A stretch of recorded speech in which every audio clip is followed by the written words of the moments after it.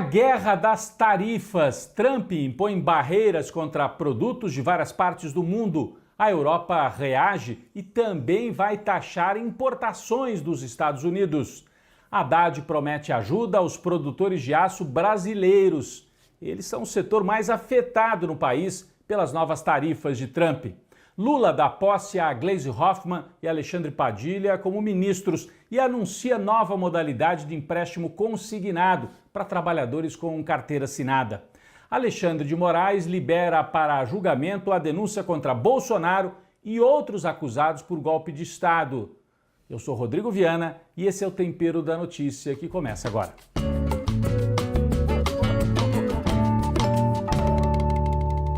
A guerra das tarifas de Donald Trump marcou esta semana no mundo inteiro. Começaram a valer as novas taxas contra produtos importados. Faz parte da promessa de campanha de Donald Trump, uma espécie de guerra comercial voltada contra a China e também contra todos os outros países do mundo.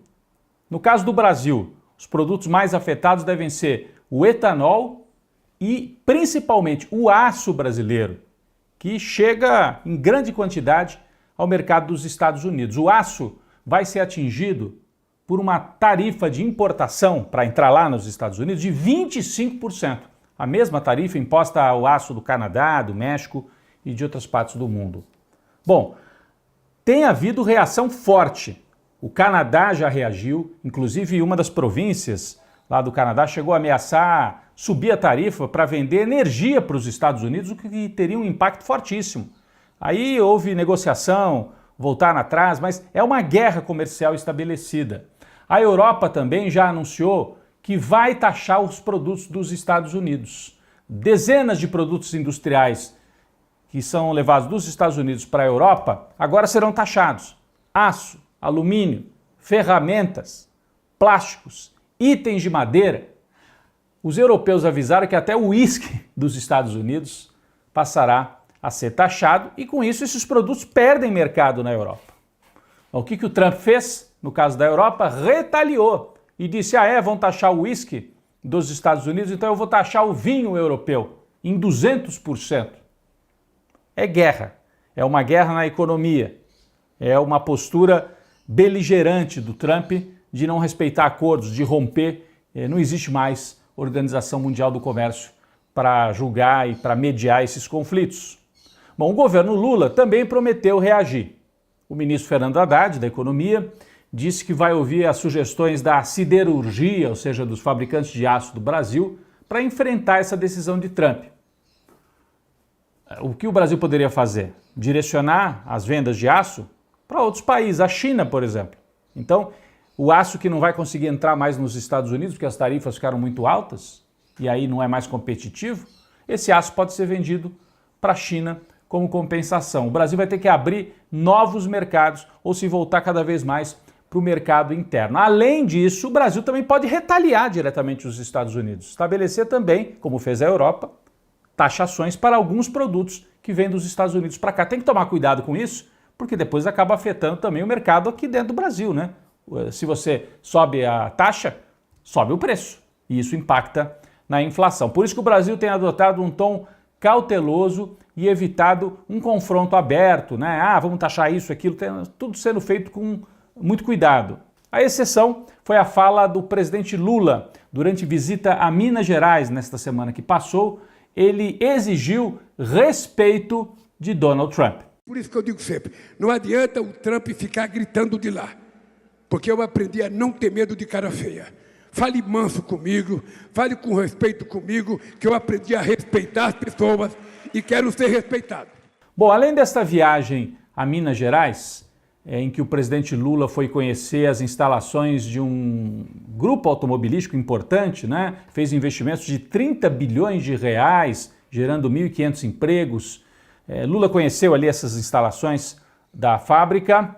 E esta semana também fez um anúncio importante na área da economia, do consumo, né? Facilitando a concessão de empréstimo para trabalhadores e trabalhadoras. O Lula anunciou uma nova modalidade de empréstimo consignado. Você sabe o que é? É aquele empréstimo que já vem descontado direto quando você recebe o salário. Isso é muito usado para funcionário público, para aposentado, porque para o banco é ótimo. Ele tem a garantia de que ele vai receber. O sujeito pega R$ 5.000 emprestado e vai pagando, descontando um pedacinho a cada mês. Não tem erro para o banco.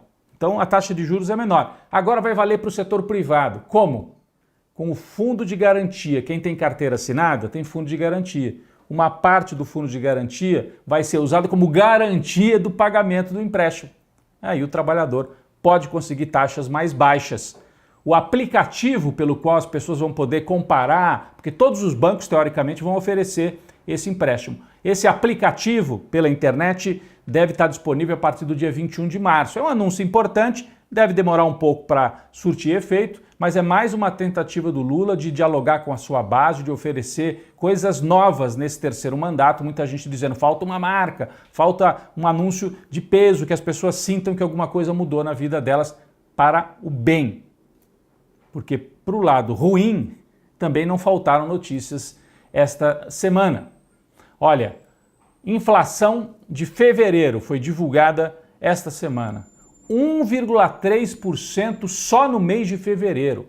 É a maior inflação para fevereiro desde 2003, em mais de 20 anos. O que puxou a inflação em fevereiro? Energia elétrica, com aumento de 16,8%, e os ovos, todo mundo está vendo, né, no mercado e tal, os ovos subiram 15,39% em fevereiro. E café. Também todo mundo está percebendo o café moído, o café que o brasileiro usa para o seu café da manhã, né? Café que a gente usa para o café coado, né? Aqui o coador do nosso cafezinho, 10,77% de aumento só em fevereiro. Olha, isso é que tem puxado principalmente a popularidade do Lula para baixo. E todas as previsões de economistas, inclusive de gente do governo, é que a inflação dos alimentos só deve ceder no fim do primeiro semestre. Até lá, o Lula vai ter que segurar o tranco, anunciando outras medidas e tentando se segurar politicamente, porque daí os partidos de centro, de direita, que estão no governo, começam a falar, será que eu fico com o Lula? Popularidade caindo, inflação subindo, vou pular para o outro lado. Então é um momento bastante delicado para o governo. O Lula deu posse esta semana para tentar enfrentar esta conjuntura difícil a 2 novos ministros, né? Já estavam anunciados, mas tomaram posse. Alexandre Padilha, na saúde, para tentar dar mais visibilidade aos projetos na área de saúde, e Gleisi Hoffmann nas relações institucionais, quer dizer, na articulação política com o Congresso. É o principal papel da Gleisi. Isso sinaliza que o Lula não vai entregar tudo para o Centrão. Muita gente achava, ele vai entregar para o Centrão para conseguir aliviar um pouco a pressão. O que o Lula está mostrando é o seguinte, olha, o Centrão, uma parte dele, a direita, ameaça ir embora, vai, se quiser vai. Eu vou me entrincheirar aqui com os meus mais próximos, fazer entregas, recuperar a popularidade e quem tiver contra o governo vai fazer uma aposta.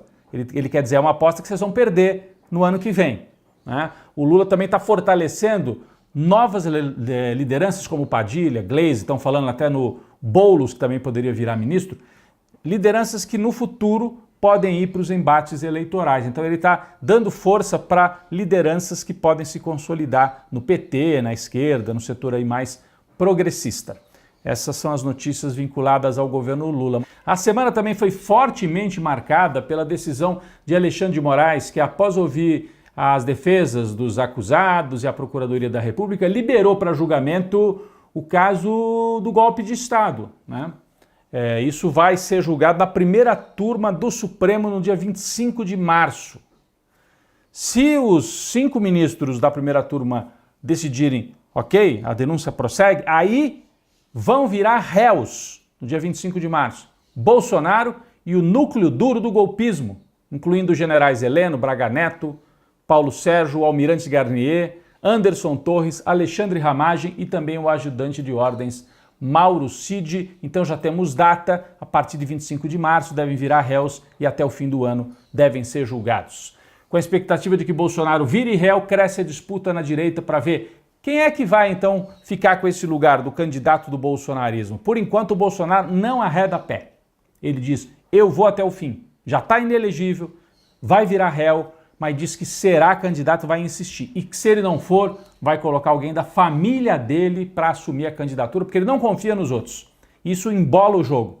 O Tarcísio, né, teve até capa de revista com o nome dele na semana passada, é o nome preferido do mercado, dos empresários, da direita, mas o Bolsonaro, por enquanto, diz não, Tarcísio eu não quero, Tarcísio fica para governador de São Paulo. Eu vou insistir, se não for eu, vai alguém da minha família. É a situação na direita, isso também dá algum alívio para o Lula, porque o campo da direita está bastante desarrumado para a eleição de 2026.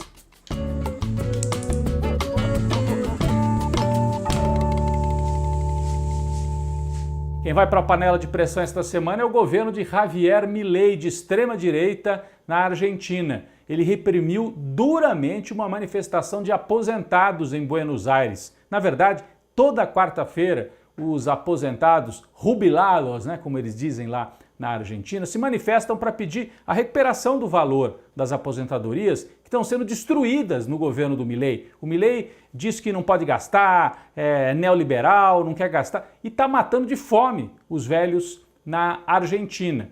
Só que esta quarta-feira, além dos aposentados, foram para a rua também as torcidas organizadas dos times tradicionais lá da Argentina, Boca, Racing e outros, para apoiar os aposentados. E aí a polícia resolveu reprimir duramente. Um fotógrafo que estava trabalhando foi atingido por uma bomba de gás lacrimogêneo na testa. Está entre a vida e a morte, no hospital de Buenos Aires. Uma senhora de 89 anos foi empurrada pela polícia, tem imagens também, caiu, bateu a cabeça, um horror.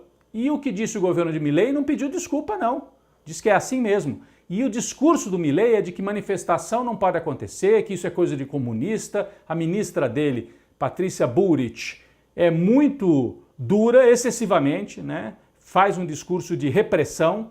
A Argentina se aproxima de um clima de ditadura, né?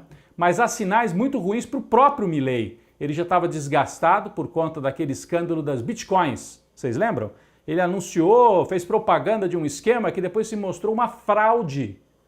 E ele levou milhares de argentinos a gastar dinheiro com isso.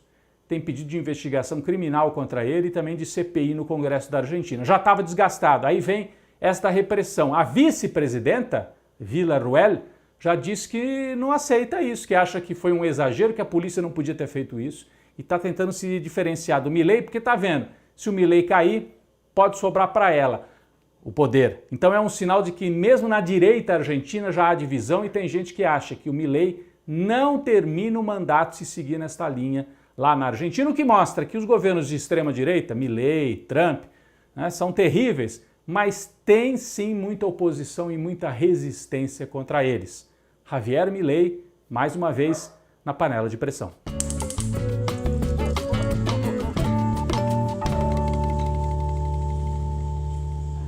Na nossa sopa de letras desta semana, a indicação é esse livro aqui, ó, O Retrato, de Érico Veríssimo, que faz parte da trilogia O Tempo e o Vento. É uma trilogia, uma obra monumental escrita pelo autor gaúcho e que conta, né, a história do Rio Grande do Sul, percorre a história do Rio Grande do Sul e do Brasil desde o período colonial para contar também a história da família Terra Cambará. É claro, é ficção, então conta durante alguns séculos, né, algumas gerações, o destino desta família. Começa lá no período colonial e avança até o século XX. Então, são vários e vários volumes. Esse aqui é um dos volumes, chamado O Retrato. Neste volume, o personagem central é Rodrigo Cambará, né? Um personagem muito interessante, sedutor, cheio de energia e há todo o pano de fundo histórico e político, porque ele acaba se envolvendo com o trabalhismo, com o varguismo, sai do Rio Grande do Sul, vai para o Rio de Janeiro, mas a política é só o pano de fundo. O mais interessante realmente é a construção dos personagens e a gente mergulha, é como se a gente estivesse no Rio Grande do Sul, no interior, não é Porto Alegre, é o interior, aquela vida do gaúcho, aquela vida de muita disputa política, né? Mas também os dramas humanos, né? Os conflitos humanos, pessoais, de Rodrigo Cambará e de vários outros personagens.